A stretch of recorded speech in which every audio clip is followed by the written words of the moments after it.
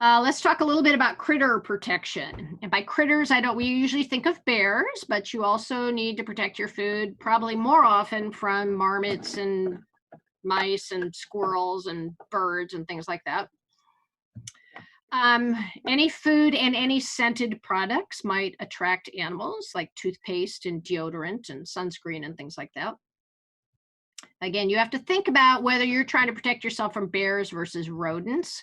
One suggestion is to see if you can't find out anything about history at those camping locations before you go. Maybe read trip reports about whether bears have been seen in the area or not. Some of the more popular hiking areas will provide lockers, poles, or canisters. By all means, if they're there, use them to protect your food.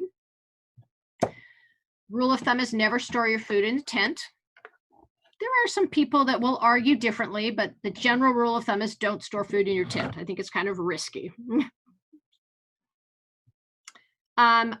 You can buy, even if you're not going to do some of these fancier things I'm going to talk about, you can buy odor protection bags, which I think is a really good idea. I read some reviews, Casey, on that blog that you told me about, where people were saying they just kept their food in one of these odor protected bags. They didn't worry about hanging it or anything, and critters left it alone. So those might be an Ursack with a lock sack.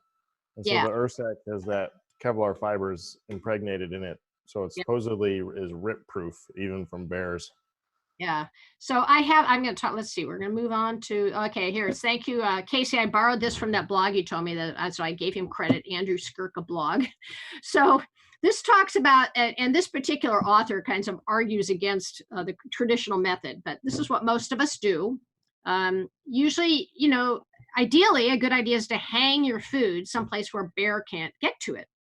Now, notice that to do it properly, you've got to have it about 12 feet off the ground. It's got to be 5 feet from the tree trunk and 5 feet from a branch, because bears can climb trees very quickly and get out on branches, or they'll send their cubs out on the branches. And then you want to tie it off on another tree, or sometimes people will spread a rope across 2 trees and use a pulley or another rope over the center of it. One of the complaints is that this takes time. Actually, when you're at camp at night, you don't have anything better to do. It's really quite entertaining and amusing to watch people put the bear hanging bags up. So you want to make sure you carry some rope and maybe some carabiners or something to attach your food bag. But there are going to be places where there will be no trees, or they won't be tall enough, or they won't be strong enough. So even better to have one of these kind of devices. Casey mentioned the bear bag on the bottom right-hand side. That's a picture of an Ursack bag. And I guess they make some that are designed for bears, some that are a little lighter weight that are designed just for rodent protection. I would think you would want to get the bear bag just in case. They are designed to keep creatures from ripping through them. However, you must tie them properly, and they give you very specific instructions about how to tie it. I can't ever remember it, so I carry the instructions with me. And I have heard stories about bears getting into them, but the idea is that you would just tie it around a tree, and that could keep a bear from getting into it. Bear canisters on the top are an option. They are required in some locations, I think in the Olympic National Park and in some locations in the North Cascades. Sometimes you can borrow them from the Park Service, but I think I would not want to depend on one being available when I got there.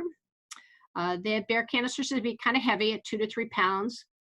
They can hold food for 3 or 5 days, or sometimes longer if you're a careful packer. Advantage is you can sit on them.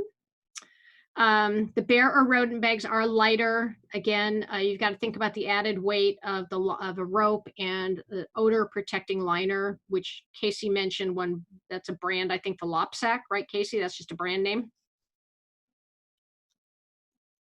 That's correct. Locksack, it looks like it's a brand name.